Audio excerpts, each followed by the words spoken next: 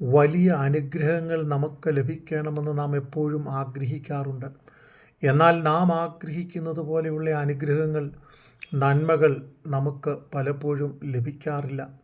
അതിന് കാരണം നാം പലപ്പോഴും തിരക്കാറുണ്ട്, നാം പിറുപിറുക്കാറുണ്ട്. എന്നാൽ ദൈവവചനം സദൃശ്യവാക്യം 19-ാം അധ്യായം അതിൻ്റെ 17-ാം വാക്യം, എളിയവനോട് കൃപ കാട്ടുന്നവൻ യഹോവയ്ക്ക് വായ്പ കൊടുക്കുന്നു. അതെ, നമ്മൾക്ക് ദൈവിക അനുഗ്രഹം കിട്ടണമെങ്കിൽ ഒന്നാമത്തെ നിബന്ധന ദൈവത്തിന് വായ്പ കൊടുക്കുന്നവരായി തീരുക. അതോടൊപ്പം തന്നെ കൂട്ടുകാരനോട് കരുണ കാണിക്കുക, എളിയവനോട് കരുണ കാണിക്കുക. 2, യാചിക്കുക.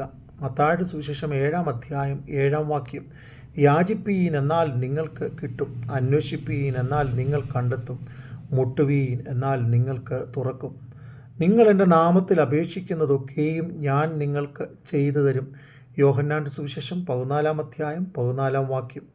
3-ാമത്തെ കാര്യം, കൊടുപ്പീൻ എന്നാൽ നിങ്ങൾക്കും കിട്ടും, അമർത്തിക്കുലുക്കി കവിയുന്ന ഒരു നല്ലൊരളവ് നിങ്ങൾക്ക് ലഭ്യമാകും. ലൂക്കോസിൻ്റെ സുവിശേഷം 6-ാം അധ്യായം 38-ാം വാക്യം, ഞാൻ നിങ്ങൾക്ക് ആകാശത്തിൻ്റെ കിളിവാതിലുകളെ തുറന്ന് സ്ഥലം പോരാതെ വരുവോളം ഞാൻ നിങ്ങളെ അനുഗ്രഹിക്കും.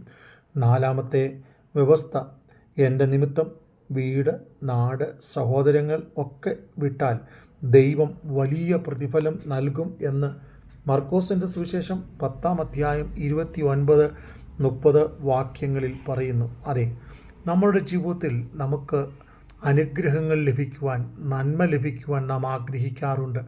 എന്നാൽ ദൈവവചനത്തിൽ പറയുന്ന ഈ വ്യവസ്ഥിതികൾ, നന്മകൾക്കായി നാം ചെയ്യാൻ തയ്യാറായാൽ മനുഷ്യർ നമ്മളെക്കുറിച്ച് ചിന്തിക്കുന്നതിനേക്കാൾ, ലോകം നമ്മളെക്കുറിച്ച് കണക്ക് കൂട്ടുന്നതിനേക്കാൾ അധികമായി മേൽത്തരവും വലുതും വിശാലവുമാകുന്ന അനുഗ്രഹങ്ങൾ നമ്മുടെ മേൽ നമുക്ക് ലഭിക്കാനിടയായിത്തീരും. അതുകൊണ്ട് ദൈവത്തിന് ഹിതമാം വണ്ണം നാം കൊടുക്കുന്നവരായി തീരുവാൻ തയ്യാറാകുക.